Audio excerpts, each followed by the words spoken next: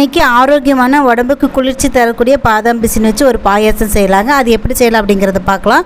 பாதாமும் முந்திரியும் ஒரு 5 எடுத்து நல்லா ஒரு 2 மணி நேரத்துக்கு முன்னாடி ஊற போட்டுட்டு நல்லா பைன் பேஸ்ட்டாக அரைச்சி வச்சுக்கலாம்.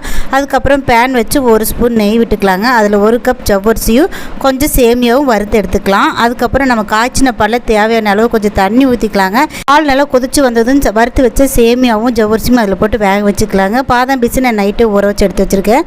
அதுக்கப்புறம் 2 கப்பு நாட்டு சக்கரை வச்சு நம்ம பாவு காய்ச்சி எடுத்து வச்சுக்கலாம். இது பதம் தேவையில்லை, நல்லா சூடாக்கி எடுத்து வச்சுக்கலாம். ஜவ்வரிசியும் சேமியாவும் வந்ததுக்கப்புறம் நம்ம பாதாம் பிசின் அதில் கலந்துக்கலாம். அதுக்கப்புறம் காய்ச்சி வச்ச பாகும் அதில் சேர்த்துக்கலாம். பாகு சேர்க்கறதுக்கு முன்னாடியே பாதாமும் முந்திரியும் அரைச்சி வச்ச விழுது அதில் சேர்க்கணும். நான் மறந்ததால் கடைசியாக சேர்த்துருக்கிறேன். அதுக்கப்புறம் முந்திரி திராட்சை நெய்யில் வறுத்து போட்டுக்கலாம். கொஞ்சம் ஏலக்காவும் போட்டுக்கலாம். இதில் சேர்க்கிற மறந்துட்டேன். அதனால பார்த்தீங்கன்னா கடைசியாக தான் முந்திரியும் பாதாமும் அரைச்சி வச்சு விழுது சேர்த்துனா ஒரு கொதி வந்ததுக்கப்புறம் இறக்குனீங்கன்னா ஆரோக்கியமான பாயசம் ரெடி. கண்டிப்பாக இதுக்கு நாட்டு சக்கரை சேருங்க. அப்போ அது ரொம்ப ஆரோக்கியமானது. பார்த்துட்டு அப்படியே இருந்துடாதுன்னு கண்டிப்பாக ட்ரை பண்ணி பார்த்து எப்படி இருக்குன்னு